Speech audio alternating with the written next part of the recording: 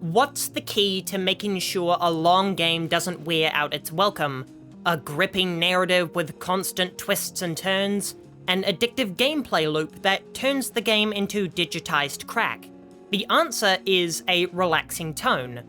Think about it. What kind of games do people sink hundreds of hours into? Animal Crossing, Stardew Valley, nice and cozy games that are used to unwind. This is why people that sink hundreds of hours into competitive FPSs are so competitive and angry. That prolonged exposure to hectic gameplay has altered their emotional state so that rage comes more easily to them. But how do you apply that formula to linear games with a long narrative?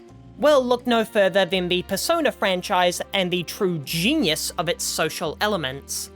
While these are what lend the game its unique selling point as well as its most compelling stories, they all serve the much more important purpose of breaking up the heavy tones of each game to give the player respite and a chance to kick back.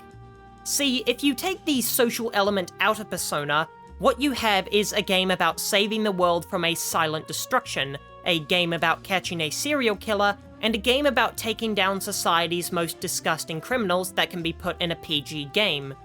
In short, you have three heavy-handed games that deal with bleak subject matters with almost no room to breathe despite the enormous runtime.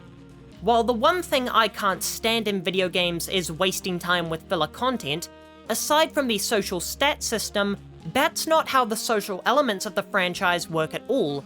They all serve as a de-stressing from the dungeon grind and story elements that sometimes have heavy themes such as sexual abuse or societal pressure. Persona games don't often have the most relaxing dungeon grinds, with no full healed checkpoints unless you sacrifice the rest of your time slot, which leads to a Daredevil-like game of how far you can push your party before you have to retreat, and failure ends in going back to your last manual save, so the tension during dungeons can be just as intense as its parent franchise. Speaking of Shin Megami Tensei, those are the perfect encapsulations of why Persona has surpassed its predecessor in terms of popularity.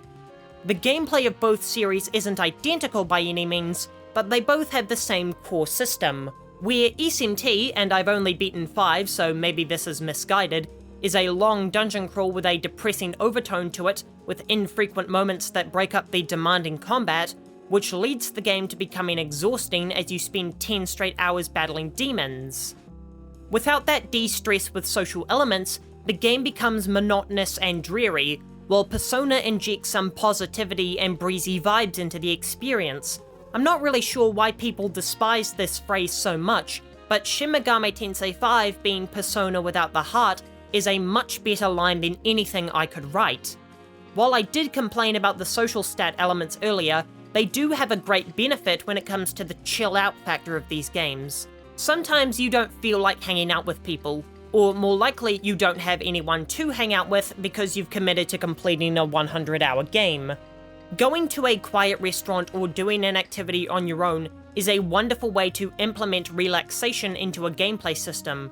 Sure, there are more efficient ways to level up your stats, but it's so important for the game to let you live as a Japanese high schooler would, and immersing yourself in the culture, so they have to give you a mechanical reason to do so.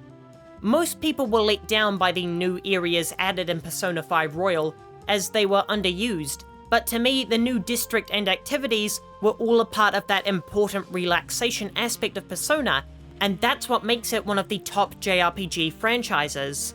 So many JRPGs are just grind-a-thon with endless fodder enemies to cut down, but Persona is unique because it mixes two games together and blends them to create a cohesion of heart-pumping dungeon crawling and slice-of-life chillax days. If the game was all about studying and trying to balance heroic escapades while maintaining a social, healthy, and academic life, then these games would be more stressful than horror games. But by giving the player endless options and skipping over all the schoolwork, it allows you to control the protagonist's relaxed moments and allows you to chill out while you wait for the next story beat to occur.